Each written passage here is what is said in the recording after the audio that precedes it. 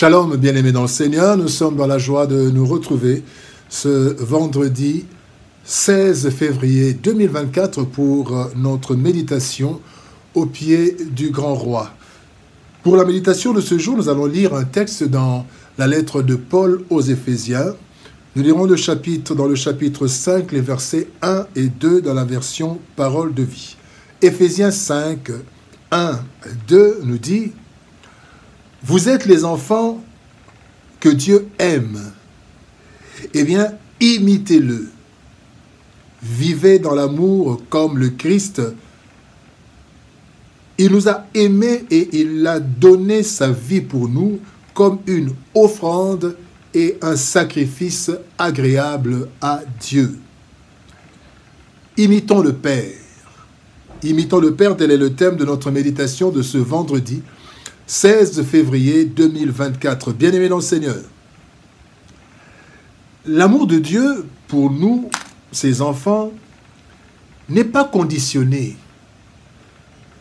Puisque la Bible nous dit que Dieu nous a aimés le premier, quand nous lisons dans 1 Jean chapitre 4, verset 19, il est dit qu'il nous a aimés le premier. Donc, il nous a aimés sans condition préalable.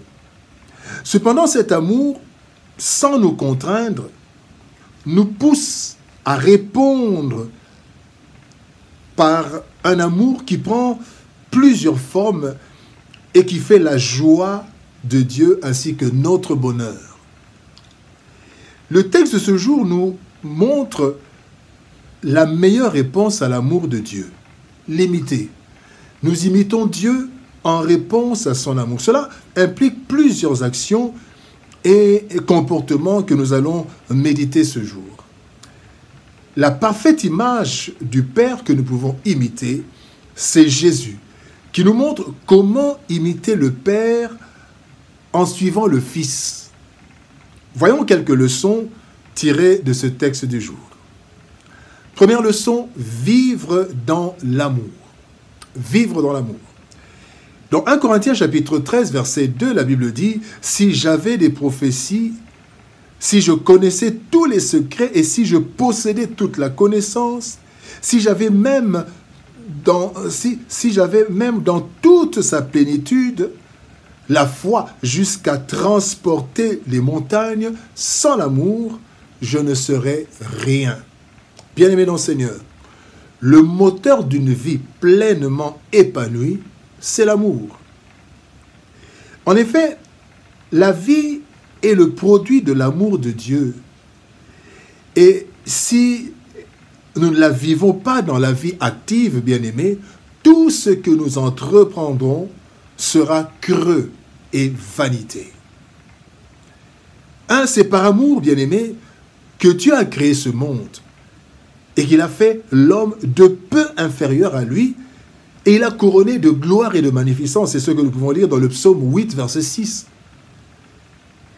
Malgré la rébellion de l'homme, Dieu démontre encore son amour en envoyant son Fils unique mourir pour sauver l'humanité. Dieu a tant aimé le monde qu'il a envoyé son Fils unique. Jean 3, 16.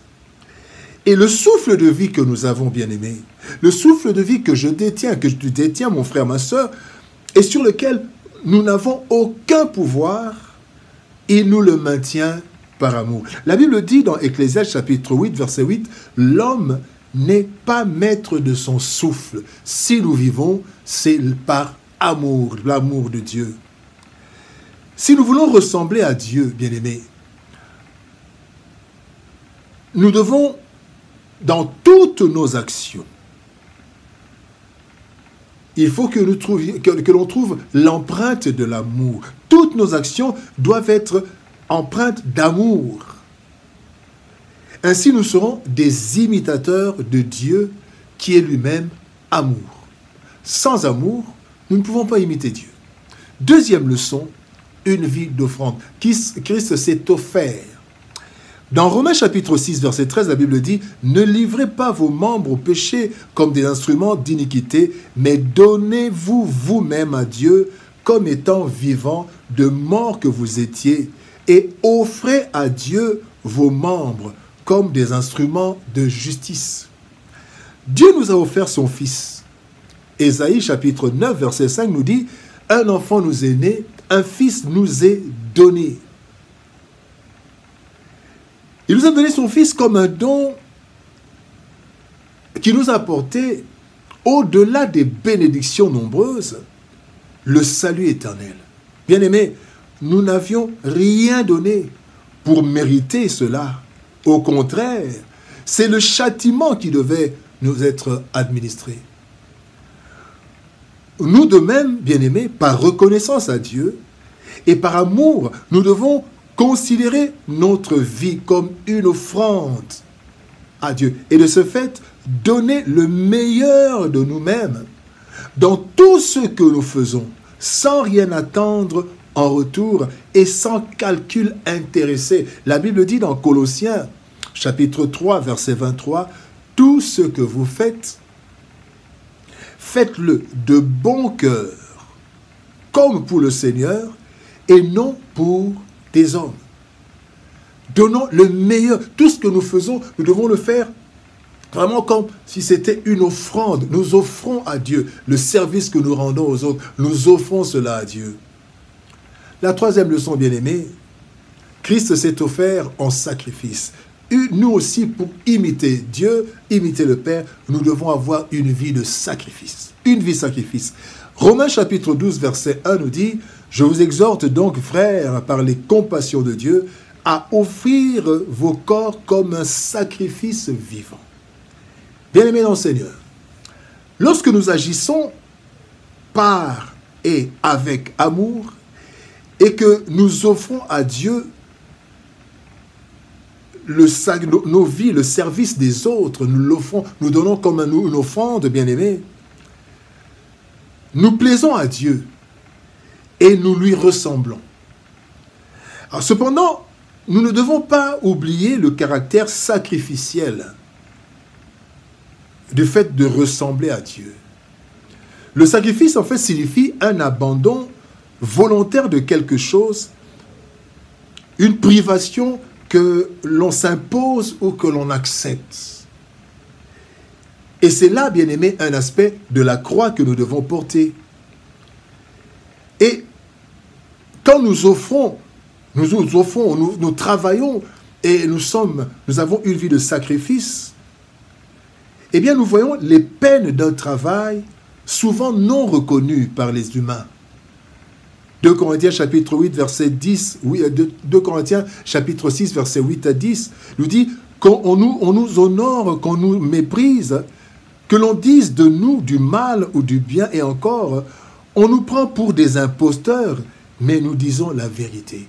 Ça, c'est une douleur. Une autre douleur, le sacrifice, c'est la trahison et l'ingratitude de ceux que nous servons avec amour.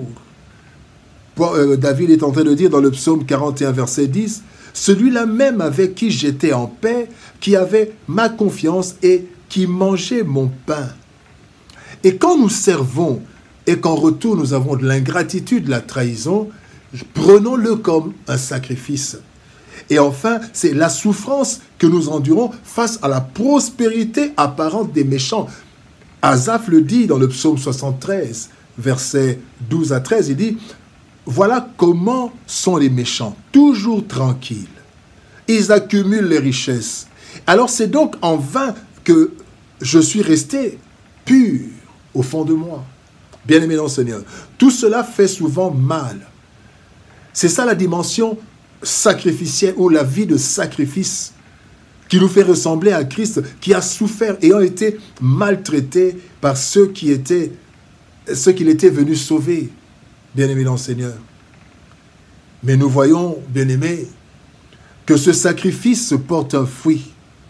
Un fruit, ce fruit, c'est une gloire éternelle, comme il est dit dans Romains chapitre 8, verset 18. Bien-aimés dans le Seigneur, imitons le Père. Généralement, les enfants aiment imiter, ressembler à leurs parents, et les parents aiment ça aussi. Et Dieu veut que nous puissions l'imiter. Par une vie empreinte d'amour, par une vie qu'on lui offre comme une offrande et une vie de sacrifice.